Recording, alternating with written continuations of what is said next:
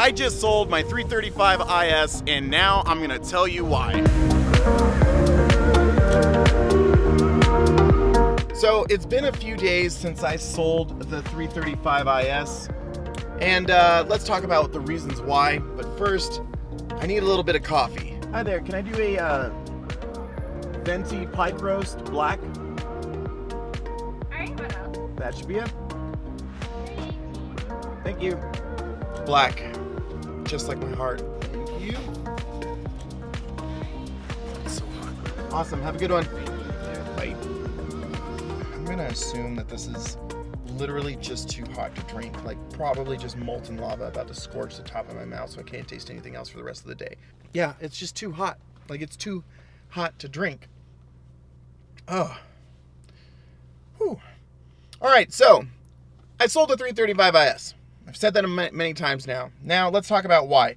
First off, I want to start off by saying that the 335 IS was not a bad car. In fact, that is a great car. However, it just wasn't a great car for me. I bought the wrong car for myself and my personality and the kind of cars that I like. And it became kind of evident after having the car for about a month that it wasn't the car that I should have gone for. And let me explain why. I loved the powertrain in the 335 IS. I loved that N54 motor, no matter the bad rep that it gets. I really didn't have that bad of an issue with it. And after selling the car and through the process of the sale, the one thing that cost me most to get fixed on it was an oil pan, was a oil filter housing gasket. Not that big of a deal, and it's pretty easy to remedy, and it's something that's pretty common as well. But I had a great time with that motor. I loved the power band. I loved that it was extremely linear. I loved that it had a ton of torque down low. It drove very much like a V8, and I also really loved the 7-speed DCT that car had, and I really enjoyed that.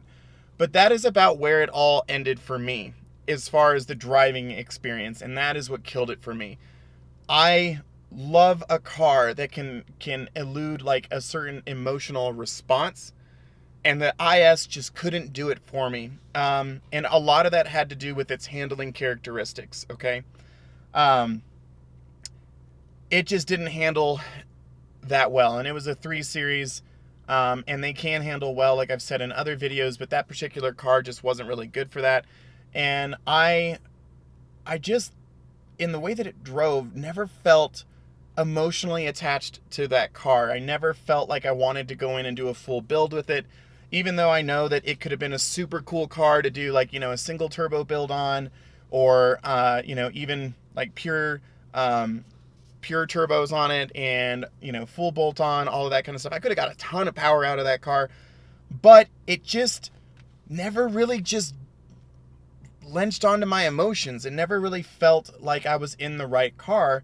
And I remember battling with the idea of buying that 335 IS or finding an E92 M3 at the time, and I opted to save a little bit of money and went with the 335 IS instead of trying to find an E92 M3. And the whole time that I owned that car, I deeply regretted it. And I understand you can get a lot more power out of that N54 motor for very little money than that E92 M3 ever would have produced. But at the same time, M cars are a little bit different. They're a little bit special, right? They have that certain characteristic about it. It's not just about more power, okay? It's about the way that the car drives, their turn-in, the way that they handle, the feeling that they have. You can tell that the engineers in building an M car, they're trying to elicit a certain emotional response from the driver, right? They want you to feel a certain connection with the car. And I never felt that with the IS, and it was because it was not an M car. And that was the biggest reason why. I kept it for a little over a year and a half, mainly because I was just busy doing other things, and financially it didn't really make sense to get rid of the car. But also because I kept going through this roller coaster of emotions with the car, where I would have 1 month or 2 months where I was like, you know what, I'm going to build this car. This car deserves it. I want to put it on a proper, suspension and all that kind of stuff and give it all the mods that it needs. But I just never could get there. I loved the way the car looked. I enjoyed the car, but at the same time, it just wasn't the one for me. So I have now since bought a new car. That is what I'm sitting in now. I went through a bunch of different cars that I thought I was going to buy, and I ended up in something that I really love and I'm excited to be able to build on. And I'm excited to show you the process on this next car. So the next video, I will reveal which car I actually purchased. But I did say goodbye to the 335 IS. Let me know what you think. Did I make a mistake? Like, comment, subscribe, and I will see you on the next one.